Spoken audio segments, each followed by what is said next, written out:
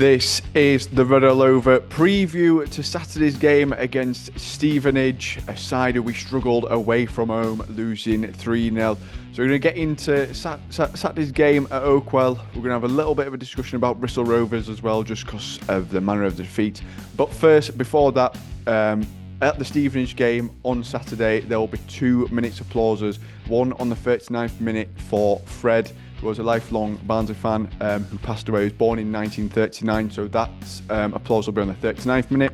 And then there's another applause on the 78th minute for 2 lifelong Reds fans who we have sadly lost between the last home game and this home game. So 2 minutes applause just to get that information out there to you guys. So if you could partake in that during the game, if you see it happening, that's why it's happening. And as we always do, let's join into it and make a nice celebration of their lives. So let's get stuck into the show.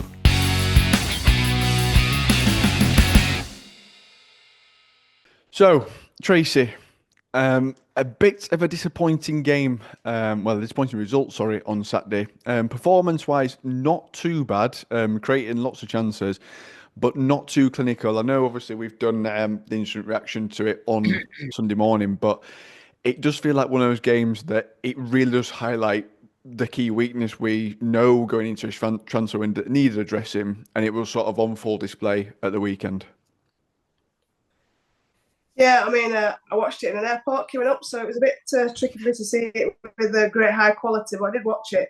And as the game went on, you were just thinking, we need to score, we need to score, we need to score. The number of chances we missed. I know Watters has been highlighted, and I know it's mentioned on the show, but it just highlighted our lack of quality in finishing, really, which has been a massive part of the season so far. And I think, with the number of goals and we've scored versus chances we've created this season, we'd be in a much stronger position had we converted a third of the chances that we created. So yeah, it definitely highlights this need for a striker. I've listened to the sort of the things after the game that Clark said, everything, and there's not much coming out in terms of transfer information at the minute. It all seems very, very quiet. Other than obviously Marsh and today Matty Wolf, who technically wasn't ours anyway. Good luck to him in his Irish endeavours. But yeah, other than that, there's not a lot happening. So fingers crossed that there's lots going on behind the scene, because I think it definitely highlights our need for a striker. Yeah. Yeah, it certainly does, Al, doesn't it? I mean, it's something that we sort of knew needed addressing before the transfer window opened. There were sort of 2 positions, which you said, of one left wing back to get cover in, I think is something that we all said. And also another striker through the door as well, which it's easy to get one because left wing back's not every side's after one, but you'd look at every side, top at table, bottom at table, everyone's looking for that striker that can go and score 10, 15 goals in the second half of the season, aren't they? Everybody is, isn't it? As I say, that's the prize, isn't it? Goals win prizes, and as I say, 55 goals in 2 games against Bristol and only 1 return is very poor indeed. But the work on it in training this week, hopefully, and it's a lack of confidence for me. I mean, don't get me wrong, Watters does a lot of running off ball. He creates space, he works hard, but his finishing in front of goal has not been good at all. So is it a psychological thing? Is it a mental thing, in his head that, he's trying too hard? Just be free flow, let it happen. Don't try too hard. And the simple thing's what he's missing. And we've got to put things right, and hopefully we can do that Saturday at 3:00 against Stevenage. Yeah, he certainly likes to think so. I saw one thing, Craig, I think it was just after the Bristol Rovers game, of people that compared Humphreys' contribution to Watters this season. Humphreys has played, I think, 800 minutes more than Watters and has returned the same amount of goals and assists. So, in terms of end product, they're exactly the same. But Max Watters has got something like, nearly 10 games worth of time to go and actually beat Stephen Humphreys. So is it a little bit unfair, the criticism that's been weighed at Watters' door, when you sort of look at players like Humphreys? DK did a bit of a dry spell as well a few months ago, sort of when we weren't scoring at all. But it does seem like a lot of flack is going towards Watters at the minute. I think people just like hating on Watters, if I'm quite honest with you. I think both they're completely different strikers. I don't think you can compare them both. One's somebody that's actually a winger in Humphreys. You know, he likes to come deep, pick up the ball, run with the ball. Waters likes to get on the shoulder of the last man. He does a lot of pressing, does a lot of hard work. The problem with Waters is he's had a bit of time out. I think while we were firing before, he had his injury, he's come back, he scored one, and we thought, all right, he's just going to continue, and he hasn't continued. I think if he scored like 1 in 3, he'd probably be one of the best strikers in the league because of the work he does off the ball as well. I think that's so underrated in the striker. Um, but look, strikers aren't easy to come by. Goals aren't easy to come by. You know, we know that's where we're not proficient. We know that's where we need to improve. Um, and I think Waters just needs to get it into his head. Just hit it low and hard. Just put your foot through it. I think he's putting too much thought behind his shots. He's trying to place it into the corners. Basically, he's got to a point where he's trying to get into a fine science about where he puts the ball. Don't think about it. Hit it low and hard. If it goes in, it goes in. If it don't, you know, just try and not think too much about it. I think some of the best strikers in the world have all said just look, it becomes second nature. Don't put too much pressure on your send because that's when you miss. You know, some of the best penalty takers in the world have all said that they know what they're going to do with it before the ball gets there. So just hit it, you know. But we're hoping for some movement in the window, and I think it's going to be last couple of days, as it is every window for us. We never do work early. We always do work late. So look, we've just got to wait and see. Do you think just on that, the January window naturally, in its own right, because it's only open for such a short period of time and there's a lot of movement going in that time, there's going to be a finite amount of players that clubs are looking at, and there's going to be, I don't know, 4 or 5 players, but about 15 clubs that want them. And it's going to take so much time to whittle it down to sort of who's actually keen, who can afford him, who fits away structure. There's a lot of sort of background work that goes into it. And the January window's not open for that long, nowhere near compared to summer.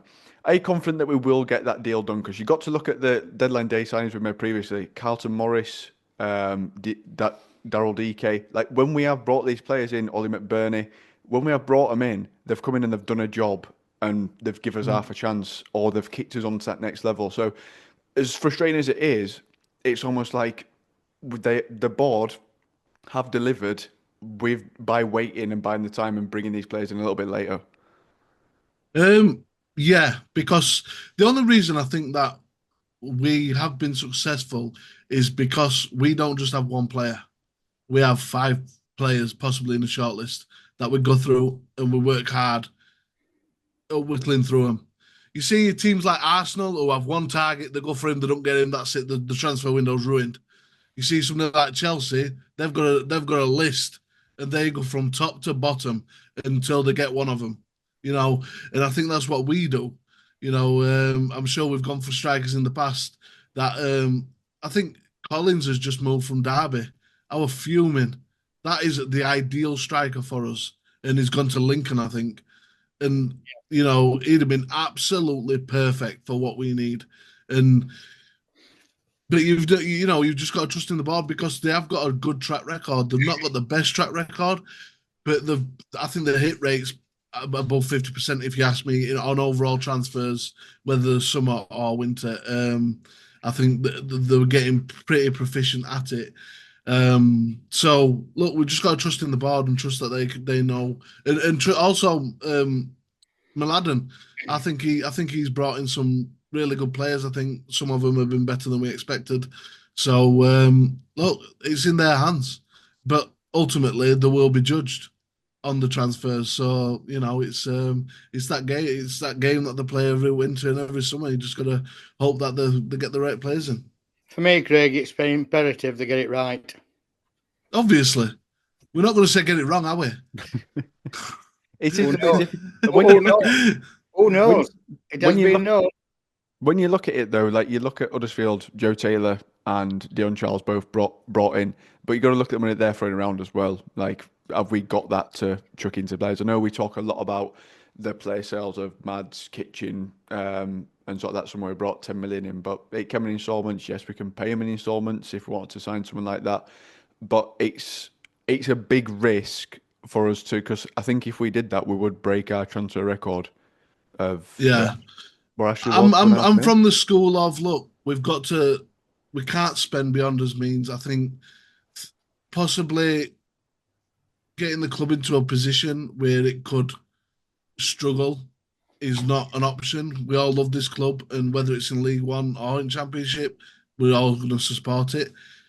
But I also think that there's enough untapped talent out there that if you pick the right player, it could be as good as Joe Taylor.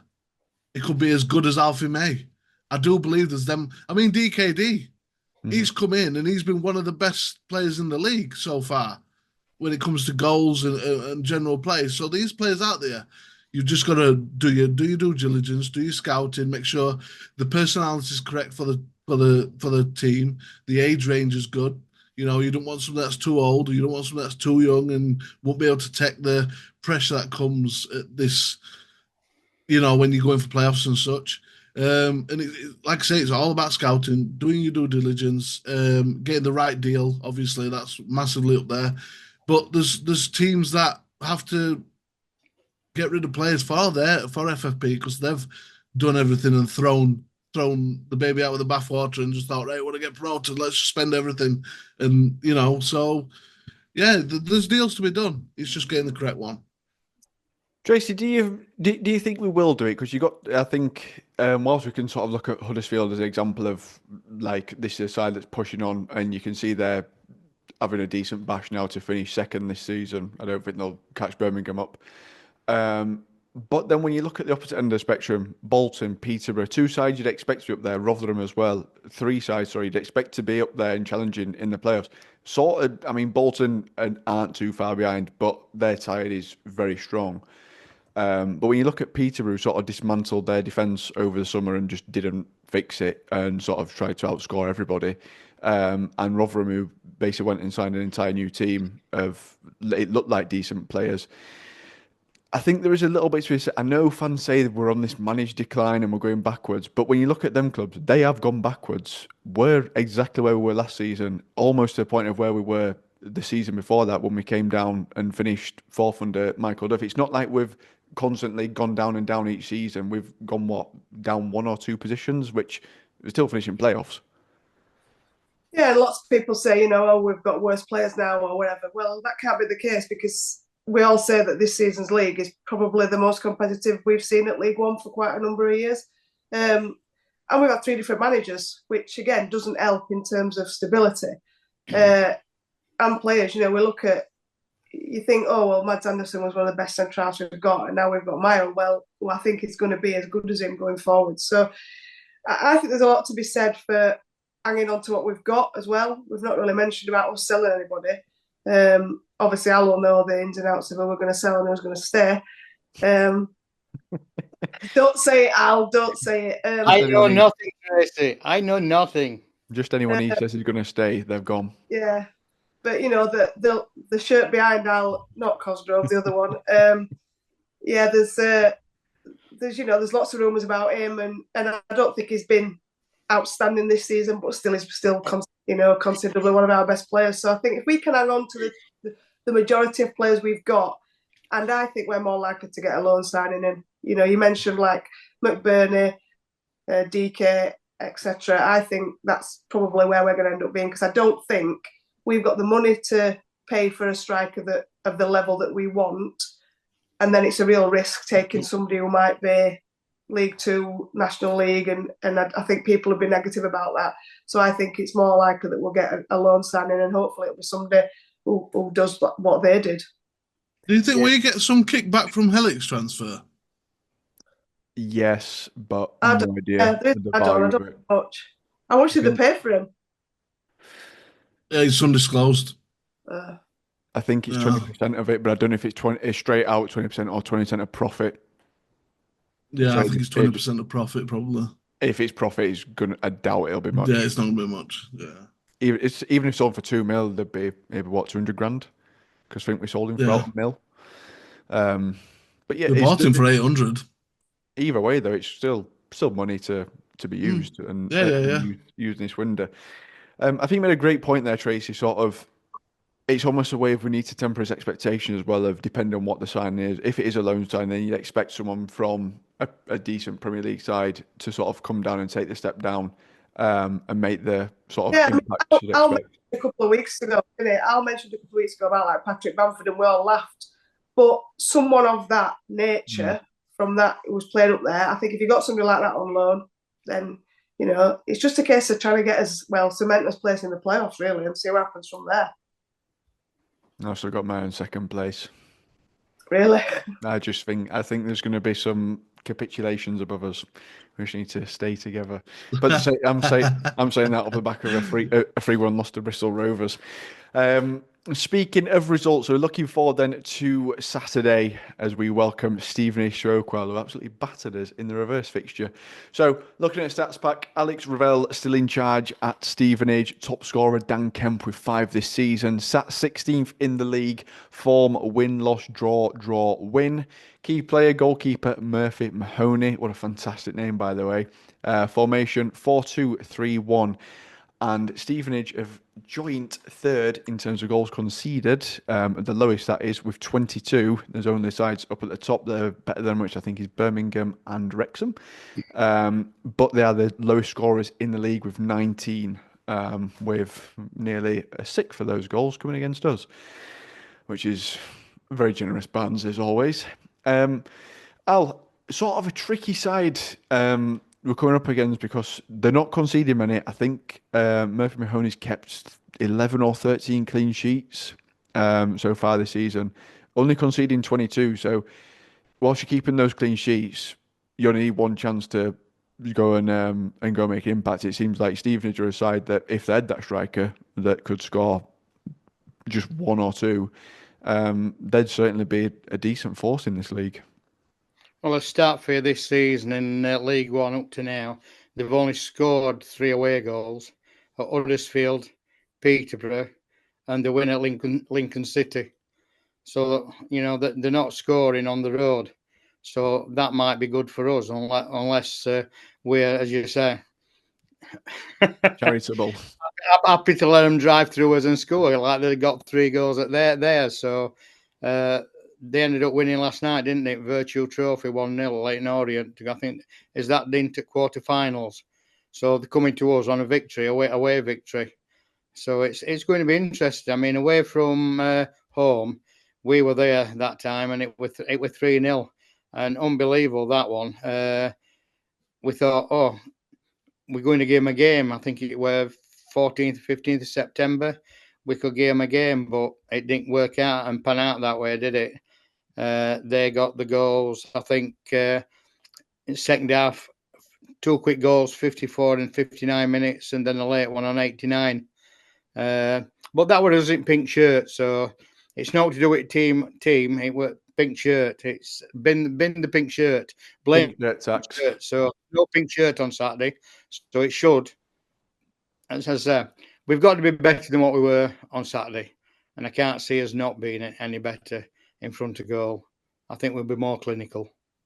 Yeah, it seems like one of those, Craig, sort of, from our perspective, a side that, I mean, you look at the lack of goals that Stevenage have scored this season, you wouldn't be expecting too much of a game where they're going to be threatening too much, but defensively, they're very, very sound. So it seems like they'd rather if I were to guess how they'll play, sit back, soak up pressure, and potentially try and play on the break, which I think is something that we struggle against these sides that sit in deep.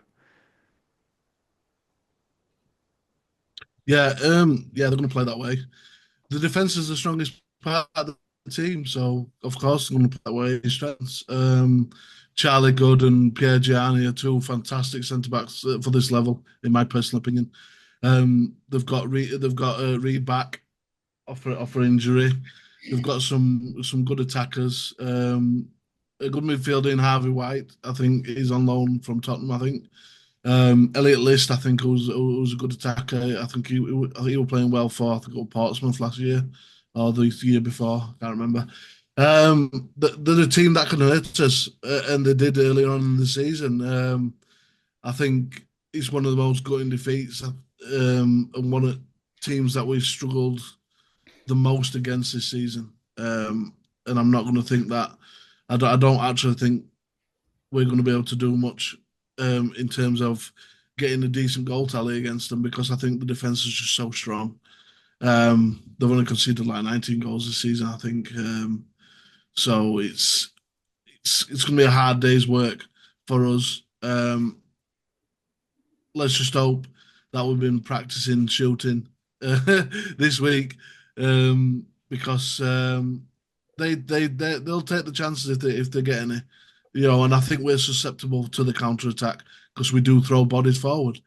I think the attacks that that Bristol Rovers did have against us were counter attacks, and they punished us. So yeah, it's going to be one of them. Can we? This will be the acid test for if the home form has really changed, or it's just a couple of good results. It is a little bit weird, Tracy, because also when we look previously to Leyton Orient when they dismantled us, that were almost like the catalyst for the decent run we went on post that. So, I mean, you'd be hoping for a similar reaction this time round from the Bristol Rovers game. But given the result of the Bristol Rovers game, it wasn't necessarily a reflection of the actual game. I think if we do score, I think it was the goal that was disallowed early on. It just changed the complexion of it massively. And if Waters does take one or two of those chances, we could have been 2 or 3 outside before Bristol Rovers even had a shot. Yeah, we're in a different position to where we were in September. That was back in the time when Darryl Clark was the old tinker man. And I remember at half time he changed formation and players and all sorts. So we're doing all right, 0-0 at half time, thinking we're doing all right. And then everything changed and we fell to pieces in the second half. I don't think we're that animal anymore. I think we're just better organised, much more sort of composed in what we're doing. I think the key thing will be trying to get an early goal because I have no doubt that we will go and attack them, I think, because that's what we do now. The worrying thing is exactly what happened against Bristol Rovers. They will come and defend. To be the third best defensive team in the league and sitting in, what, the 15th? It like that tells you something because they must be under pressure a lot to be in the position. Obviously, they're not scoring goals, but goalkeeper's great. We talked about centre halves. They have another centre half coming back. Sweeney, I think, already is back as well. So it's like they're strong defensively, but I don't see us not creating chances because we are good. We are good now at creating chances. Of course, we all know that it's converting that's the problem. But I think if we get an early goal, it could be one of them where we could beat them quite convincingly. But the longer the game goes on, the more nervous we become as fans, the more pressure the team get under, like Bristol Rovers, and that's when then you're under pressure on the counter. And obviously Jamie Reid's like a bit of a thorn in our side, isn't he? So he tends to always do quite well against us. So, and I know he's back in the squad, so touch wood he just has an off day or we don't play Pines because I think Pine got dragged about last time by him. So hopefully or not, but I think we'll go for it, early goal, and that's it, settle the nerves. Just sign him. We'll just sign him before the game. That'll stop him from being a problem. I'd sign their keeper. He's on loan from QPR, isn't he?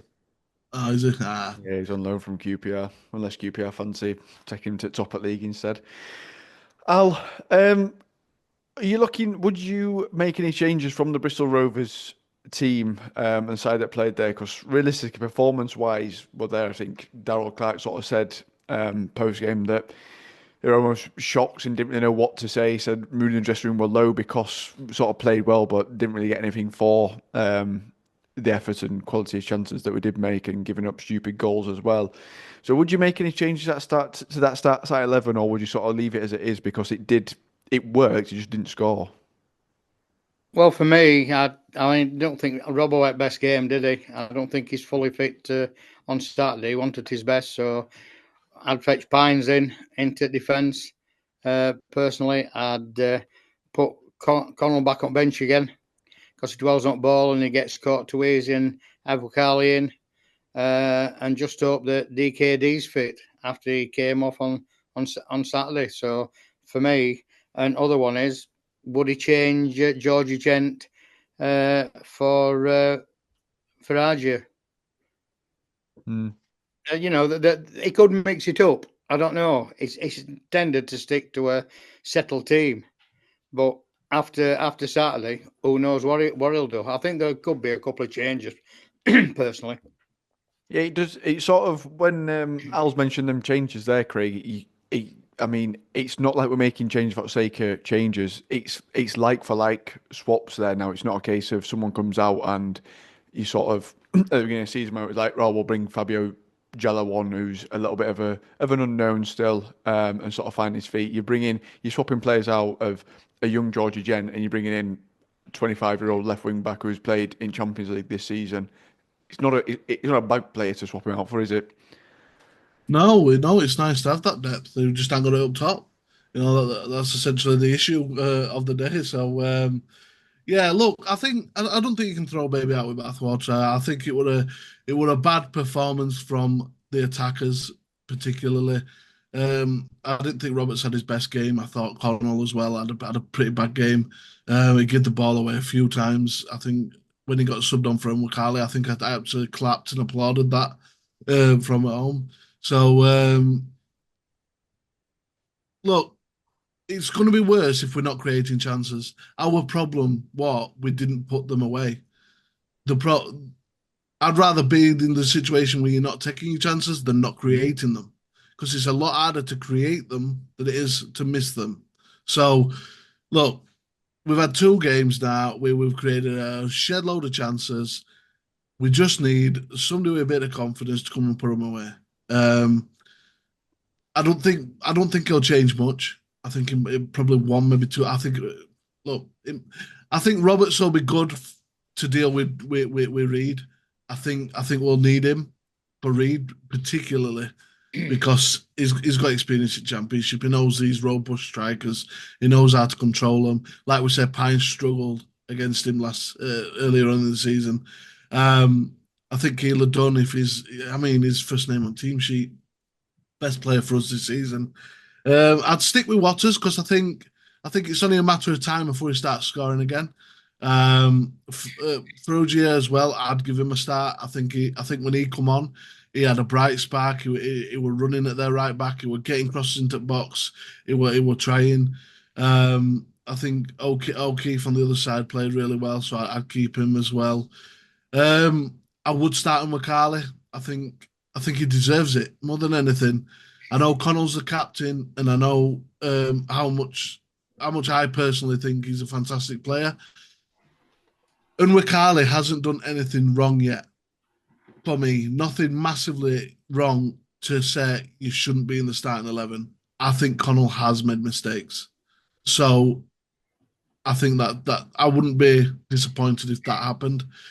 But yeah, I think that, and I think rest of the team, she speaks for itself. I think Johnny Russell's in the form of his life at the minute. I think he's playing really well. Although he really needs to sort his feet out, because in the last game he were in 2 or 3 good positions, and because the ball was under his feet, he couldn't move his feet fast enough to get a shot on goal. And Phillips, obviously, he can pop up with a goal anytime. So for me, 1 or 2 changes. I wouldn't expect too drastic. Tracy, it felt like a big decision when Darryl Clark did drop Luca earlier on, sort of over that Christmas period, and swapped him for Mwakali. But it was one of those decisions which was justified at the time. And I think, as Craig and Al both said, didn't have his best game on Saturday when Mwakali came on. We looked a little bit better with sort of his passing range and sort of the directness in which we have played with from there. So it is a big decision to make, of obviously dropping your captain, who over the last few seasons probably been the most consistent and best player we've had. So it is a little bit of an awkward dilemma to have at the minute. But I must say, I do agree with Craig and Olive. I probably would drop him for Mwakali just because of what he offers. Yeah, and I'd go the other way, I'll be honest. I wouldn't drop him. Nothing, anything. That is my favourite player. I think he's great. But other than that, I just think I completely agree with you. I don't think Mwakali's done anything wrong. I think he brings, whenever he's come on, he's changed the game, which is what you look for in a substitute. When he started, he's played really well. The only thing I think, he's not been playing. Luca has not been the player that we've seen certainly 2 seasons ago, where I thought he was outstanding. I think since he had his injury, illness, whatever it was, he's not really his energy that he brings and I think the problem with Emma Carley is he's not what I'd call sprightly, borderline. He's a good player going forward. I don't think he offers as much defensively. And I just think that in front of that back three, I just think Connell gives us more defensively to start with. As the game then progresses 100%, I think if he's not playing well, and it's a great dilemma for Clark to have because you've effectively got two really good holding centre midfielders, and they are both good quality midfielders. So they both got the pros and cons, I would say, but I would start with Connell personally. But that's probably more like my heart speaking over my head, I think, at the minute. Would you say, like we've seen Connell in the number 8 position where he goes forward, but we've only seen him being covered by Johnny Russell or being covered by Matthew Craig. Do you think it could be better if Enwick Carl is a sitting midfielder and Connell can go forward with Phillips? You know, one at left, one at right. Because, like I said, we've criticised Connell playing in that position when he didn't have somebody who could be proficient at his role holding. Now we have got somebody that's proficient at that. So could that be an option? It's an option, but then you talk about dropping John Russell again on back at the beginning of the season. I would have said that were a no-brainer, but like you've just said, he's been consistently the last 6 weeks one of our better players and popping up with goals. So I think it's an option, but I still think Connell gives us more defensively. I think he tracks back more. He puts more challenges in. I know he made that mistake for the goal. I know he did on Saturday, and it were poor, but that's the nature of the beast from the position he plays. You could say that about the centre forwards, only if they'd have scored that. He scored effectively. Connell scored the first goal for us because I thought that were well harsh that it were disallowed. But I don't know. What I'm most pleased about is that we're talking about good players replacing good players, which there was a section in this season where we were looking around thinking, gosh, look at that bench, who we're going to bring on, it's appalling. Now at least we're thinking, oh, there's a bit of quality in some positions to come off the bench. I would say, no. But opposition teams tend to play on Luca, don't they? Because they know he tends to duck and dive and change direction, so they shut that space down, so he loses ball. I think the opposition know how to stop Connell from moving ball. What I would say is, against Steve, you've got to think of the opponent when you think about who you're going to start. I think they're going to sit deep. I think we might not need Connell as to be that midfield destroyer that closes down, gets tackles in. I don't think we need that. I think we need somebody that can pick a pass, somebody that can dictate the tempo of the game. Them balls from Enwikali that go over the defensive line and onto the fullbacks to get a cross in, they've been exquisite all season. And a number of goals that come from that position, I think that's going to be fundamental into something. A team like Stevenage. Also, his ability to hit a long shot. We know Connell can as well. Like you said, that goal that was disallowed, that shouldn't have been disallowed on Saturday, being one. I think both players can do that. You know, they both got a decent shot from distance. Personally, I don't think we need that. We need that needle in midfield. I think we need somebody that can unlock defences and spray them balls. I think that's a fair point, Craig. Really, that's fair. What you just said about them, and we know they're gonna. Yeah, I think that's fair. I think Amokali does seem to be able to break their back line with the balls that he can pass. And so I'll take it. I still want Connell Starks. Saying Connell can do that ball, we have seen it, but he doesn't do it enough. As recently, he seems to have lost confidence in his long pass. He seems to be passing more shorter than, before there were hopeful balls over the top to like Phillips to run onto and stuff. He doesn't seem to do that much anymore. I think to your point of Luca being in that more advanced position, I think he did have a similar style of play when he had Matty Craig behind him. In terms of like someone who can do Luca's job, I don't know if Luca trusted him to do it as well as what he could, because he kept finding back in that space of trying to go back and do his own job. It's almost a case of trying to make him not do that and stop him from going there and just stay a little bit higher. Because I do think when he does play higher, he we've got someone who's almost just as creative as Phillips on the left-hand side as well. I think, again, I don't think John Russell done anything wrong or has played poorly. He's not as creative as Luca in terms of how he can actually create opportunities and find space and things, but is effective in that more advanced role. So it's a little bit awkward in terms of trying to squeeze him in, because it would be great to have sort of that midfield three there. Yeah, it's like trying to find a place Yeah. where you can get Phillips, Connell, and then McCallum all playing together in harmony. It's difficult. But look, that's not my job. Over to you, Clark. Yeah, crack on, mate. It's a nice headache to have as well. Yes. Right, so predictions. Tracy, what do you reckon for this one?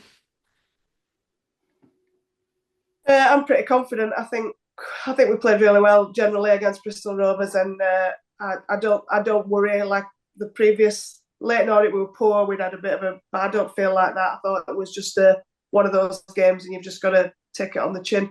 Hopefully they've had a good week recovering. I worry about DKD because seeing the footage that Barnsley's put out today about him training, he seemed to be running on his own. All the rest were showing in games and things, and he was running on his own. So that worries me a little bit. Clearly, one of our most gifted offensive players, and when he cuts inside, you're waiting for the net to bulge. So, having said all that, confident 2-0 win. Yeah, he'll be fine. He was doing some shuttles, bless him. Bit of the bleep test for him, Yeah, that's what it was. Just a little test of his 20-metre sprints. Al? Well, it's my birthday Sunday, so they can't lose and they can't draw, so they've got to win. In fact, I'm going to stop you right there. Where are you sitting, Al? Club 64. And have we ever won when you've sat in that kind of area? No, we've lost. Oh, hang on. It's a fix. It's a fix. But there's a first time for everything. Can I change my prediction, please? It locks in Tracy, Oh, sorry. We're reversing that result at Stevenage. So it's going to be the same as it was on 4th of January against Crawley. Adam Phillips, number 30, 3-0 to Reds. I love how confident we are against this really solid defensive side.